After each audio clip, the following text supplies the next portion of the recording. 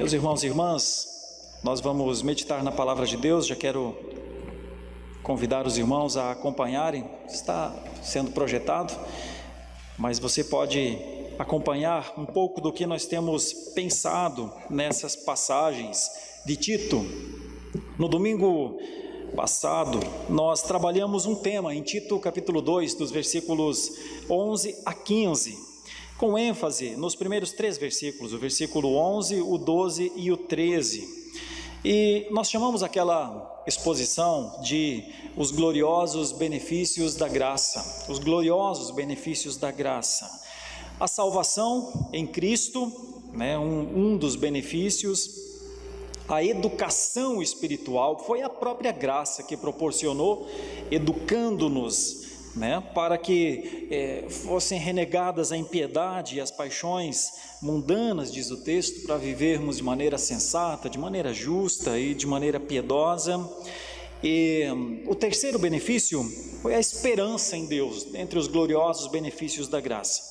Os versículos 11 a 13, Tito 2, 11 a 13. Hoje nós pensaremos no versículo 14 e também no versículo 15, com ênfase no 14, porque o 15 é uma conclusão, uma aplicação de tudo, uma forma de fechar essa pequena perícope da palavra de Deus. Então está escrito assim, no 14 e também no 15: o qual a si mesmo se deu por nós, a fim de remir-nos de toda iniquidade e purificar para si mesmo um povo exclusivamente seu, zeloso de boas obras. Dize estas coisas, exorta e repreende com toda a autoridade. Ninguém te despreze, é a palavra de Paulo a Tito então. Olhando para este texto, principalmente para o versículo 14, meu pensamento para estudo nessa noite é fazer uma pergunta ao texto, mas afinal de contas, por que Jesus se entregou por nós? O texto diz, o qual a si mesmo se deu por nós. Por que Jesus teve de se dar, entregar-se por nós? Bom, acho que a primeira resposta é porque realmente precisava. Mas por que precisava de Jesus, o Filho de Deus? Por que o Filho de Deus teve de morrer na cruz? Não poderia ser alguma coisa, um pedágio, uma multa, alguma coisa assim para resolver e ficaria tudo bem? Por que alguém teve de morrer? É porque nós temos uma situação natural, realmente um problema gravíssimo no homem pós-queda, no homem que caiu, chamado de pecado.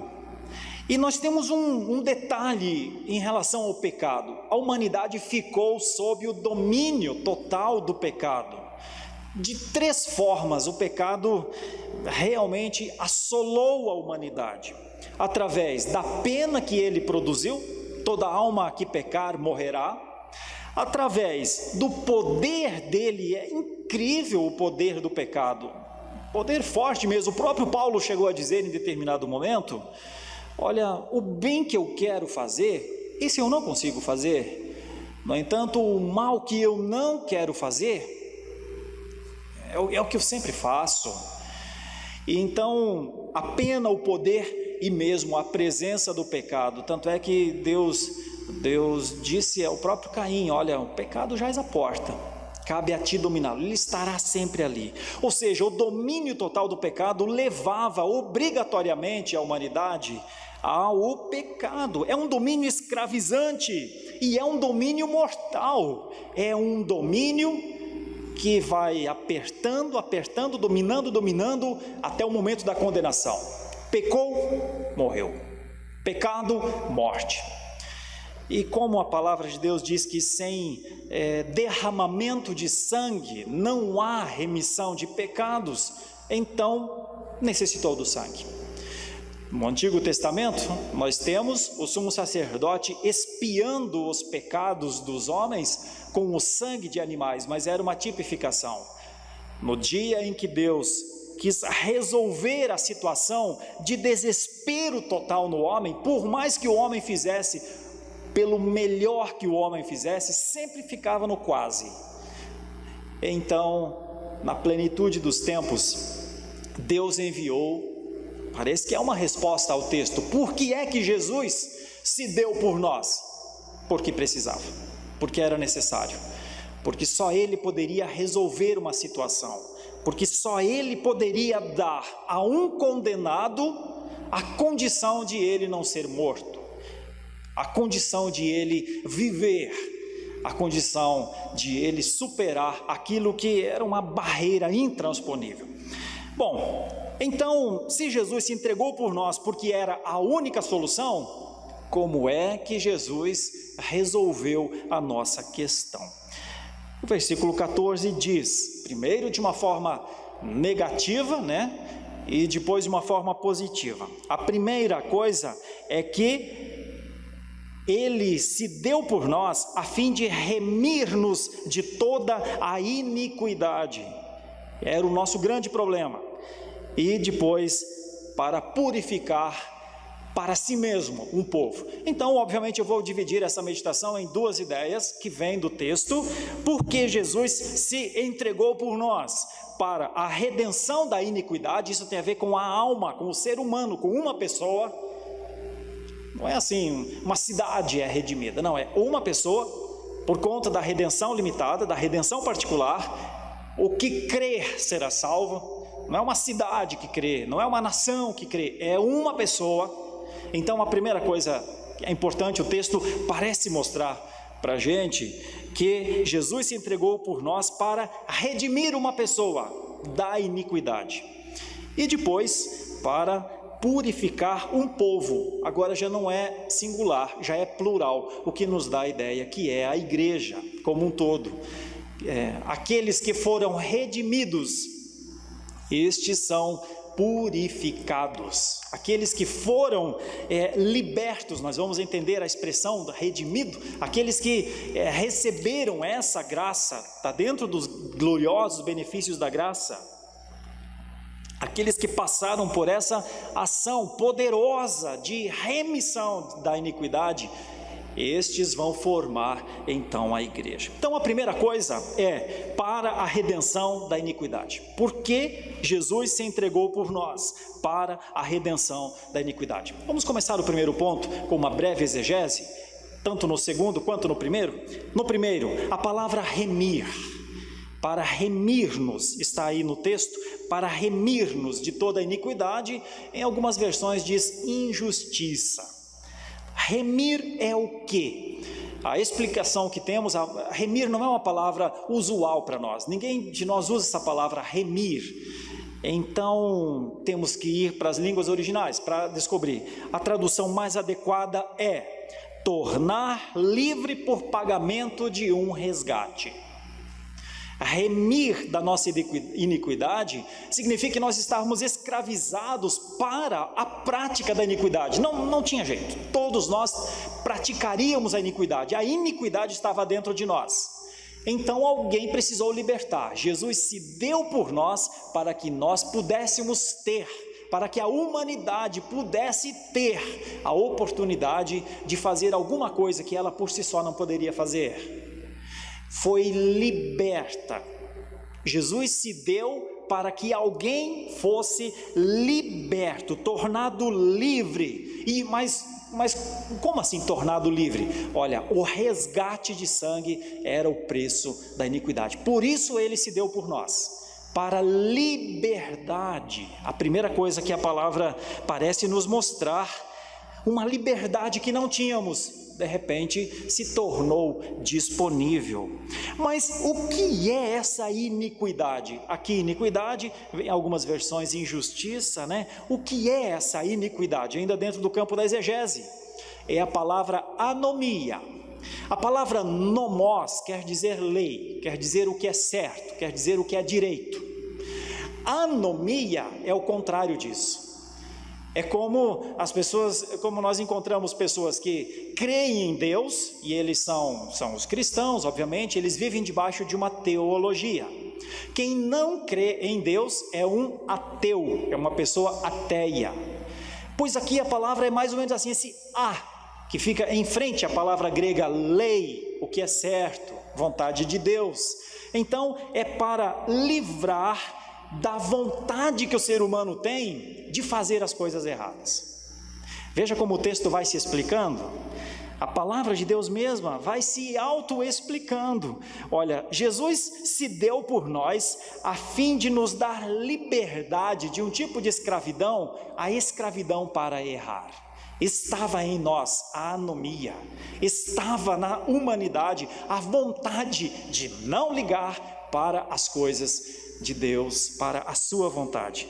Então, o que é a iniquidade? A iniquidade é a escravidão do erro, é ser escravo do erro e nem saber que é escravo do erro. Será que a Bíblia pode nos ajudar? Na linha de a Bíblia explica a Bíblia, deixa eu lembrar alguns versículos com você. Salmo 51, versículo 5: eu nasci na iniquidade, disse Davi. Será que éramos escravos? Davi diz: em pecado minha mãe me gerou. Eu nasci na iniquidade. Salmo 130, versículo 8: Deus redime Israel de todas as suas iniquidades. Ou seja, Deus pode redimir Israel de todas as suas iniquidades. Isso só dentro do livro dos Salmos. Agora veja, no Novo Testamento, quando o anjo chega para conversar com José, José está um pouco abatido, fica sabendo que Maria está grávida, aquela relação que você conhece, e então o anjo vem e conversa com José. Olha o que ele diz: ela, no caso Maria, dará à luz um filho e lhe porás o nome de Jesus, porque ele salvará o seu povo dos pecados deles. Você percebe que a remissão, a libertação dos pecados é alvo de Deus para o seu povo? Então por isso Jesus Cristo se deu para que alguma coisa acontecesse conosco, e isso parece ser, no primeiro ponto, a liberdade, a possibilidade de sermos livres desse domínio total que incluía a pena, presença e poder do pecado. Mas em Mateus capítulo 20, versículo 28, nós temos uma outra passagem. Agora não é o anjo falando a José, mas é Jesus falando aos seus discípulos. Olha o que Jesus diz sobre essa questão do resgate, da liberdade, do preço para que alguém seja livre. Ele diz aos seus discípulos: o Filho do Homem não veio para ser servido. O Filho do Homem veio para servir e dar a sua vida em resgate por muitos. Então nós começamos a perceber que Cristo pagou um preço por uma liberdade, liberdade do pecado, liberdade do domínio total do pecado. Isso é muito importante, você vai perceber logo logo, porque isso tem implicação prática na nossa vida. Paulo, quando conversa com os cristãos da Galácia, no capítulo 1, Gálatas 1, versículo 4, Paulo também fala dessa entrega. Ele diz: o qual, que é Jesus, se entregou a si mesmo pelos pecados, ou pelos nossos pecados, para, veja só o detalhe, nos desarraigar deste mundo perverso. Por que é necessário Jesus se dar por nós? Por conta do problema que nós temos, um grave problema, o problema da iniquidade dentro de nós. A iniquidade sem Jesus é a única opção de vida do ser humano em relação a Deus. A injustiça para com Deus, a vontade de não fazer a vontade de Deus é a única opção. Como é que se liberta disso? Só quando alguém paga um preço.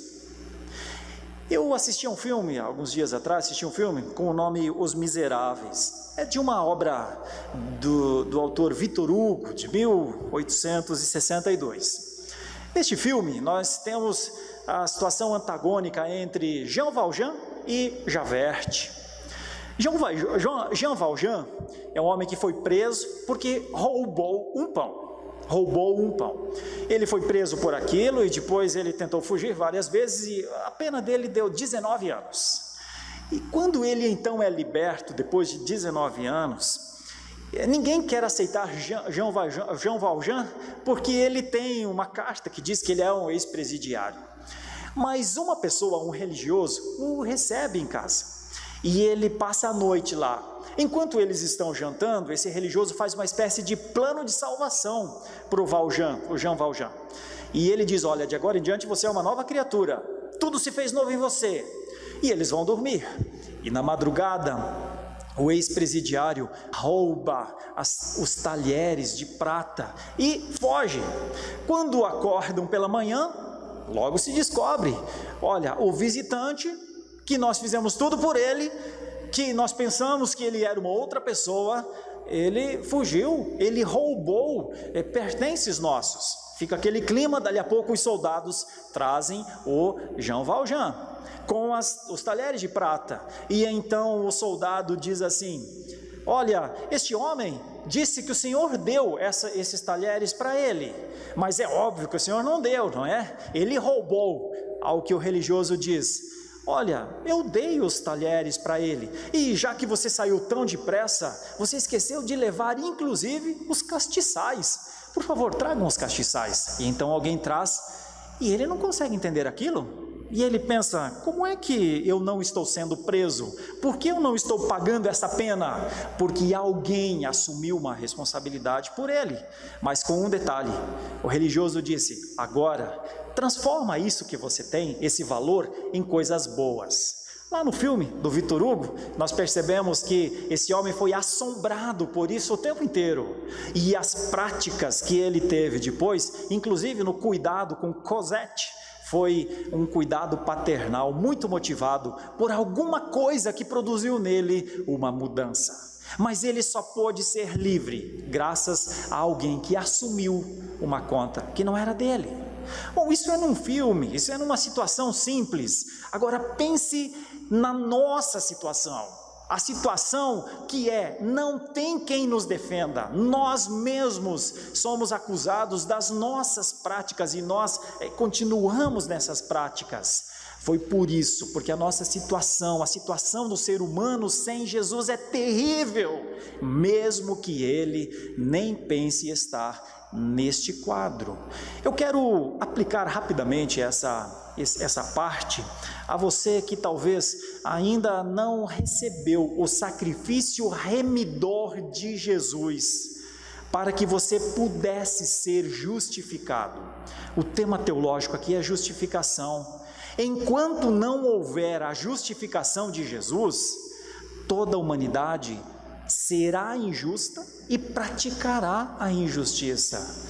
Nasce na iniquidade, vive praticando a iniquidade e quase todas as suas ações são para o mal diante de Deus. É uma situação que tem uma pena e essa pena é a vida. Então, se você ainda tem dúvida sobre fé, eu gostaria de lhe convidar a fechar seus olhos onde você estiver e rogar ao Senhor: Senhor, me salva com a tua justiça, me salva com a tua remissão, me salva com a justiça que vem do Senhor e pode cobrir todos os meus atos de injustiça.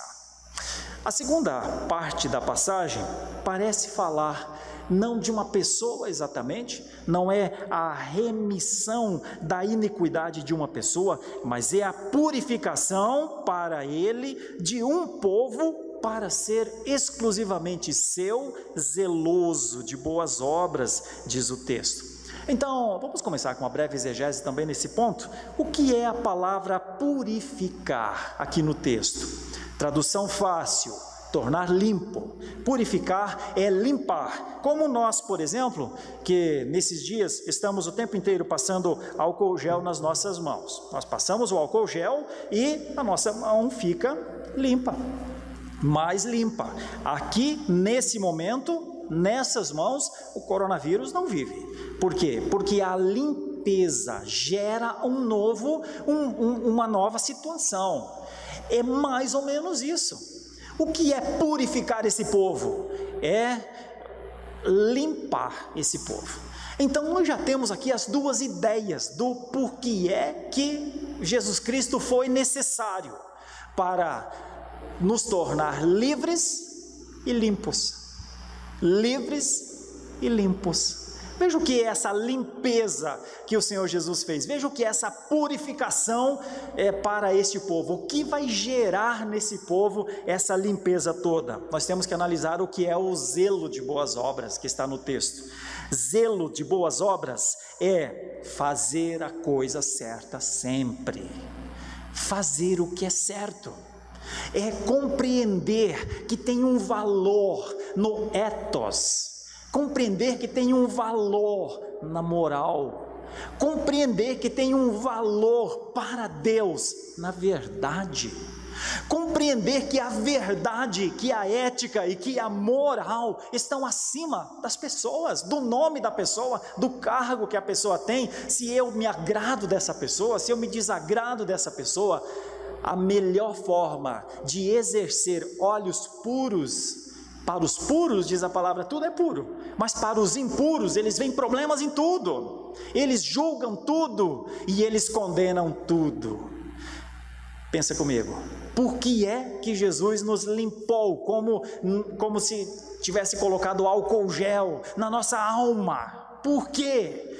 Para que as nossas práticas evidenciassem que nós somos dele. É isso que se espera da igreja. É isso que se espera do cristão, se espera que ele tenha essa pureza, que eu divido em 3 ideias aqui: identidade, pertencimento e separação. Nós fomos chamados para sermos o povo do Senhor, nós temos uma identidade, nós somos chamados de filhos de Deus. Nós pertencemos ao reino, nós fazemos parte do plano de Deus, do reino crescente de Deus. Nós fomos separados para Ele, diz a palavra, desde a eternidade. Olha, isso é bonito demais, porque a identidade nos impulsiona a boas atitudes. O pertencimento significa que por pertencermos a Deus, Deus é a nossa agenda. Nós fazemos as coisas para Ele, nós perguntamos antes das coisas que pensamos, falamos ou fazemos, nós perguntamos: Senhor, isso te glorifica? Porque nós pertencemos a Ele, nós somos separados e essa é a nossa motivação. Nós ouvimos de Deus e falamos das coisas de Deus. Por isso que, o que é então essa purificação, né? O que é uma igreja pura? É uma igreja motivada a fazer o bem. Este povo é povo de Deus, para a glória de Deus. Será que a Bíblia pode nos ajudar, nos mostrar situações em que o povo é povo de Deus, para a glória de Deus? Nós podemos dividir isso entre Antigo Testamento e Novo Testamento. No Antigo Testamento, Israel era um povo de Deus, para a glória de Deus. E no Novo Testamento, a igreja é povo de Deus, para a glória de Deus. 2 textos do Antigo Testamento e 1 do Novo. No Antigo Testamento, para evidenciar que Israel era esse povo de Deus, o primeiro é Êxodo 19:5. É Deus falando a Moisés, lá no alto do monte. Agora, pois, se diligentemente ouvirdes a minha voz e guardardes a minha aliança, então sereis minha propriedade peculiar. Se ouvir a minha voz, guardar a minha aliança, serão meus, propriedade peculiar. Povo do Antigo Testamento, para a glória de Deus. Outra passagem do Antigo Testamento é Deuteronômio, capítulo 7, versículo 6. Agora é Moisés falando ao povo. Ele diz, falando ao povo, porque tu és povo santo ao Senhor teu Deus. O Senhor teu Deus te escolheu para que fosses o seu povo próprio, de todos os povos que há sobre a terra. Não há dúvida que o povo de Israel foi chamado para ser propriedade exclusiva de Deus, e as suas práticas, conforme eles viviam com Deus, evidenciava a presença de Deus no mundo. No Novo Testamento, nós já não temos mais esse Israel genético, esse Israel das 12 tribos de Judá. Nós temos, a partir do leão de Judá, nós temos a pessoa de Jesus Cristo, que une o sacerdócio, a profecia, que une todo o conjunto de leis, dos ensinos do Antigo Testamento, na sua pessoa. E é ele que diz: eu edificarei a minha igreja. Então parece que no Novo Testamento a igreja é este povo, um povo purificado, zeloso de boas obras. É Pedro que diz isso aos eleitos que são forasteiros da dispersão, está no comecinho da carta de Pedro: vós, porém, sois raça eleita, sacerdócio real, nação santa, povo de propriedade exclusiva de Deus. Agora olha o detalhe: a fim de proclamardes as virtudes daquele que vos chamou das trevas para a sua maravilhosa luz. O que é então um povo purificado, zeloso de boas obras? É um povo limpo para dizer ao mundo que Jesus Cristo é o único Salvador de todo o que crê. Percebe como a igreja é dinâmica? Percebe como a igreja tem missão? Percebe como a igreja está sempre em atividade? Percebe como a igreja sempre está à frente de economia, de política, de situação, de regimes, de governos mundiais? Percebe? A igreja está purificada pelo sangue de Jesus. Nós já vamos ler um texto que está aqui mesmo na carta de Paulo a Tito, que nos mostra: a igreja é a comunidade dos redimidos, é a comunidade dos batizados, é a comunidade dos professos, a igreja é a comunidade dos que não têm vergonha de falar de Cristo. A igreja vive para a glória de Deus. Por isso nós lemos passagens assim, para entender por que é que teve de se dar por nós? Por que Jesus se deu por nós? Eu já antecipei, a minha conclusão é para sermos um povo livre e limpo. Por isso ele se deu por nós. Livres, porque fomos redimidos dessa iniquidade. Limpos, porque fomos purificados para uma nova maneira de viver. Podemos aplicar isso à nossa vida? Vou colocar aqui 2 aplicações só para pensarmos. E vou dar um exemplo. Quando eu digo podemos aplicar isso à nossa vida, somos um povo livre da iniquidade e limpo, purificado para boas obras. Eu vou usar um contexto muito atual. Daqui a pouco, mais um tempo, não vai fazer sentido o exemplo que eu vou dar, mas nós estamos falando para este momento em que nós estamos vivendo. Meus irmãos, nós tivemos nessa semana, obviamente, temos tido nessas semanas coisas assim muito viscerais envolvendo a nossa nação. E são coisas estranhas, claro. E a minha preocupação ao olhar, acompanhar, ler muita coisa do que irmãos nossos na fé estão fazendo nas redes sociais, é uma coisa para se pensar. Se já houve a liberdade da iniquidade e se já houve a purificação. Porque, meus irmãos, é nos dado pelas Escrituras a condição de sermos livres. Então nós não somos presos a nenhuma ideologia.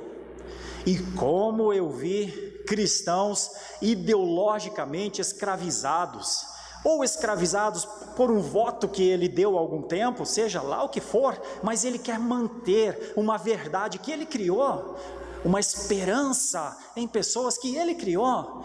E meus irmãos, nessa semana, muito crente mandou outro crente para o inferno. Achou que devia ir, que não é possível. Sabe a coisa mais estranha? É como é que 2 crentes têm 2 pensamentos completamente antagônicos e os 2 acham que têm razão, a ponto de julgarem um ao outro, acusarem, condenarem. Será que haverá tempo para pedir perdão? Meus irmãos, que hora boa para o povo de Deus julgar fatos à luz da palavra de Deus. Que hora boa para falar da glória. Que hora boa para ver coisas boas nas pessoas. Olha, todos os que brigaram na internet nessa semana, sempre brigaram porque quiseram defender que eles viram o mal no inimigo. Mas será que foi para isso, cristão, que você foi chamado? Você precisa ser mais um promotor, mais um acusador? Foi isso que mostrou a sua sabedoria espiritual? Será que foi? Eu penso que muitos poderiam repensar agora aquilo que foi falado na acusação. E se as provas desmentirem? E aí, como é que vai ficar? Será que essa não é uma hora para exercer a sabedoria espiritual e procurar ver que talvez ambos os lados antagônicos, obviamente, eu estou falando da situação antagônica entre o presidente e um ex-ministro, claro, você sabe que eu estou falando disso. Será que os dois não têm coisas boas? Será que os dois não têm a sua razão? Por que será que para você ter de defender a sua razão, você precisa colocar o outro lado nos quintos dos infernos? Por que será? Eu digo por quê. Essa é uma alta evidência de que a iniquidade não foi embora ainda. Mas nós temos uma condição de resolver esse problema: aceitar Jesus, reconhecer o senhorio de Jesus. Sabe para quê? Para não confiar em homens, para não apontar para as pessoas que nós estamos fortalecendo um lado. Nós não somos maniqueístas. Você sabe o que é o maniqueísmo, né? Que é a luta do bem contra o mal. Sinceramente, você tem certeza que o lado que você está é o lado do bem? Sinceramente, você confia plenamente nessa pessoa que você colocou sua honra, você colocou tua palavra, você brigou ou você se defendeu de alguém que é irmão seu na fé, fez defesa muitas vezes de homens ímpios, mas criou uma situação lamentável dentro da família da fé. Foi de Deus? Quem será que motivou aquela raiva naquele momento? Quem será? Houve um pronunciamento, fica do lado desse. Houve outro pronunciamento, fica do lado daquele. Meus irmãos, lamentavelmente, os cristãos precisam estar à frente da internet. Eles precisam estar preparados para esse campo terrível. Eles precisam ter uma palavra sensata nessas horas. Vocês não acham que o povo de Deus já foi massa de manobra o suficiente? Entra governo, sai governo, ele é massa de manobra de um, massa de manobra de outro. Nós somos convidados a exercer Jesus Cristo nas nossas vidas. Pelo amor de Deus, se você é um cristão e você se envolveu em confusão nessa semana, que tal ir lá no mesmo perfil, pede perdão. Sinceramente, eu penso que todos nós podemos errar, inclusive você, nas suas opiniões. Claro que quando a gente está defendendo, a gente acha que está certo, mas e se o tempo passar e provar o contrário? Por que não lidar com a sabedoria da fé? Por que não esperar? Por que não aguardar para ver o desenrolar dos fatos? Por que não confiar mais em Deus do que nos homens e em si mesmo?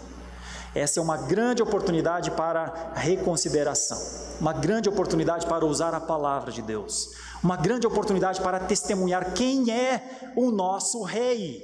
Nós não somos nada mais, nada menos do que o povo do rebanho do Senhor. Isso aqui é passagem, nós estamos aqui por um tempo, ninguém de nós vai viver aqui eternamente. Já pensou? Às vezes a reconsideração mostra as virtudes que estão dentro de nós, mas eu não sei se isso acontecerá. O fato é que nós temos de viver como redimidos da iniquidade.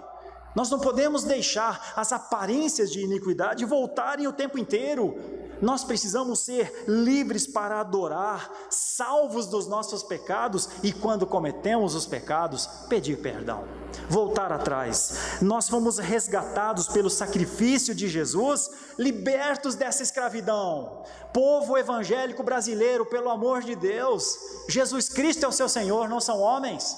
Eu vi pessoas defendendo mais o ex-juiz e mais o presidente do que talvez defenderiam a Deus e a sua glória, porque chegaram a escrever coisas lamentáveis, duríssimas, espadas afiadas, cortantes. Será que não é melhor a gente defender a glória de Deus? Será que não é melhor dizer ao mundo que há salvação para todo o que nele crê? Talvez os dois lados estejam certos, mas talvez os dois lados estejam errados. E aí, se você defendeu o erro, você errou com ele. Aos cristãos, o ponto de virada é a Bíblia e a sua palavra. Eu quero te convidar a refletir seriamente, como um líder cristão que sirva a glória de Deus nesse país, convidaria os cristãos a repensarem seriamente a posição que tomaram, porque pode ser que ela não seja bíblica, pode ser. Ok? Como vive um povo purificado então, limpo dessa contaminação, curado dos seus pecados, como um herdeiro da nação eterna? O Brasil não é maior do que o reino eterno. Na verdade, até a palavra nação na Bíblia não é país como o nosso. Alguns acham que nós temos que defender a nação. Olha, a palavra nação na Bíblia primeiro passa pelas genealogias, primeiro passa pelas línguas. Não havia país como o nosso naquele tempo. Então, nação na Bíblia é mais do que um país. Nós somos aqui um local geográfico com uma maneira de viver, nada mais do que isso. Mas a nossa nação, a pátria celestial, essa está garantida num lugar que ninguém pode mudar. E só tem um regime, sempre será o mesmo: teocracia. Veja por que é que nós vamos para a teocracia de Deus. Tito 3, 4 a 7, e eu concluo.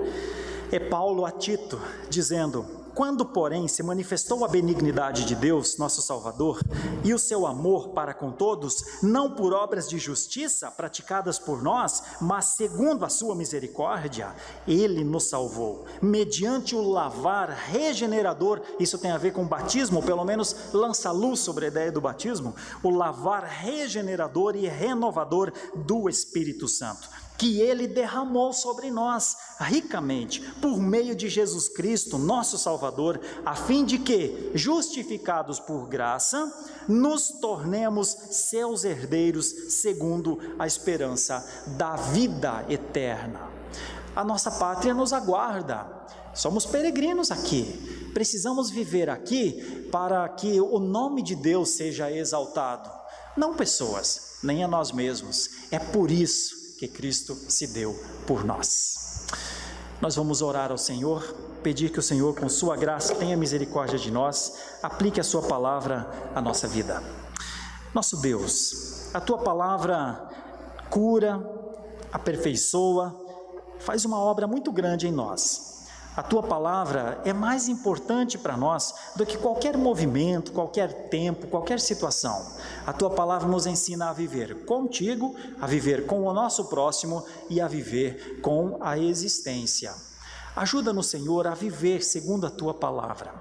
Ajuda-nos, Senhor, a buscar a paz no local em que estamos. Ajuda-nos a não ser massa de manobra de ninguém. Ajuda-nos, liberta-nos disso, se porventura haja alguém entre nós preso a alguma coisa que não seja a liberdade e a limpeza da tua palavra, a liberdade da iniquidade e a purificação para as boas obras, porque é isso que se espera de uma igreja em tempos difíceis. A tua igreja, Senhor, a igreja do Senhor Jesus Cristo, porque o Senhor venceu para que vivêssemos dentro da tua vitória. Por isso somos um povo muito vitorioso, porque a vitória é tua.